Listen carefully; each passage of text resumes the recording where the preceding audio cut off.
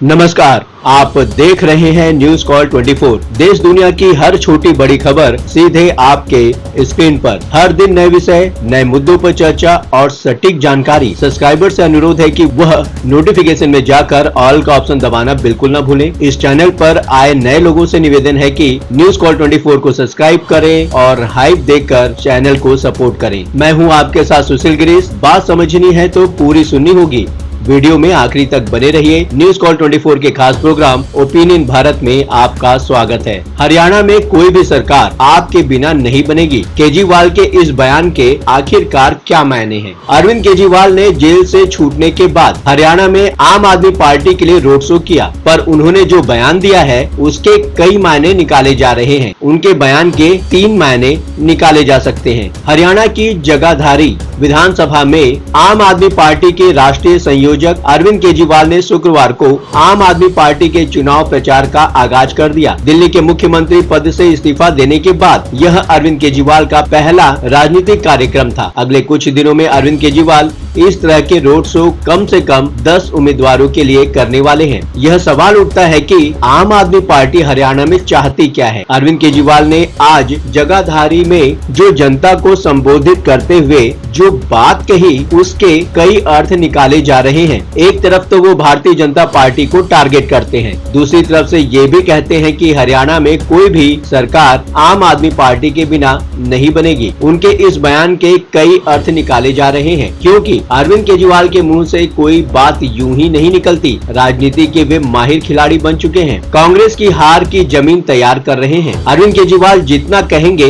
कि उनकी पार्टी के बिना हरियाणा में किसी भी पार्टी को सरकार बनाना मुश्किल होगा, उतना ही कांग्रेस के लिए मुश्किल खड़ी होने वाली है। हालांकि पिछले चुनाव में आम आदमी पार्टी के वोट परसेंटेज इतना निराशाजनक है कि कोई सामान्य आदमी भी यही कहेगा कि उनकी पार्टी एक भी सीट जीतने की स्थिति में नहीं है। पिछले लोकसभा चुनाव में आम आदमी पार्टी ने कांग्रेस से गठबंधन किया था। इस गठबंधन में आम आदमी पार्टी को केवल एक सीट कुरुक्षेत्र ही मिली थी। कुरुक्षेत्र में भी आम आदमी पार्टी का कैंडिडेट चुनाव नहीं जीत सका। हालांकि करीब 4 विधानसभा क्षेत्रों में आम आदमी पार्टी ने बीजेपी पर बढ़त बनाई थी, पर उस बढ़त में कांग्रेस के कोर वोटर्स का सपोर्ट भी था। चूंकि विधानसभा चुनाव में आम आदमी पार्टी के प्रत्याशी के मुकाबले में कांग्रेस का भी प्रत्याशी रहेगा, इसलिए उम्मीद यही है कि आम आदमी पार्टी को बीजेपी विरोधी वोट पूरे के पूरे नहीं मिलेंगे। 2019 के विधानसभा चुनाव में आम आदमी पार्टी का वोट शेयर 1% से भी कम था। अगर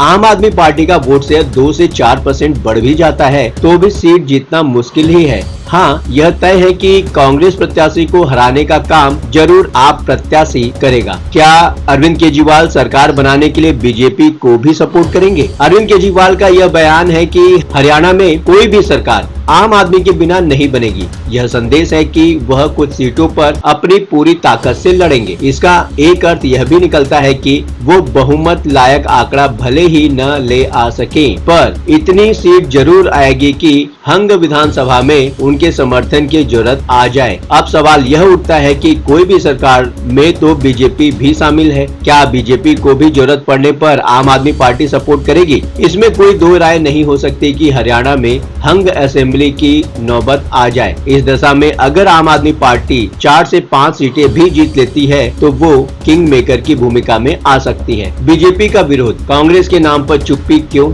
जिस दिन से अरविंद केजरीवाल तिहाड़ से बाहर आए हैं, वो कांग्रेस का नाम लेने से बचते हैं। उनका सारा विरोध बीजेपी और मोदी सरकार को ही लेकर रहता है, जबकि शराब घोटाले को कोर्ट में ले जाने वाली कांग्रेस ही थी। पर राजनीति में बहुत कुछ न चाहते हुए भी करना पड़ता है। जगाधारी में अरविंद केजरीवाल का पूरा फोकस बीजेपी विरोध में ही था। उन्होंने कहा कि पूरा हरियाणा इस वक्त बदलाव चाहता है। जहां भी जाओ पता चलता है कि लोग इन्हें का मतलब बीजेपी गांव गली में नहीं घुसने दे रहे हैं। अब तक हरियाणा में एक पार्टी से नाराज होकर दूसरी पार्टी को वोट लोग दे देते थे, लेकिन अब एक ईमानदार पार्टी सामने आई आई है। जब मैं जेल में था इन्होंने हमारे विधायक खरीदने की बहुत कोशिश की। इन्होंने दिल्ली से लेकर पंजाब तक की सरकार गिराने की धमकी दी, लेकिन इतनी कट्टर ईमानदार पार्टी है कि हमारा एक भी विधायक नहीं टूटा। अरविंद केजरीवाल के भाषण से यह समझ भी आ रहा है कि हो सकता है कि आम आदमी पार्टी हरियाणा में कांग्रेस के साथ फ्रेंडली मैच खेल रही हो, जैसा लोकसभा चुनाव में पंजाब की सीटों पर आम आदमी पार्टी ने कांग्रेस के साथ फ्रेंडली मैच खेला था। अगले कुछ दिनों में यह समझ में आ जाएगा कि अरविंद केजरीवाल हरियाणा में चाहते क्या हैं। अगर कुछ सीटों पर ही सक्रियता बढ़ती है तो यह समझ में आएगा कि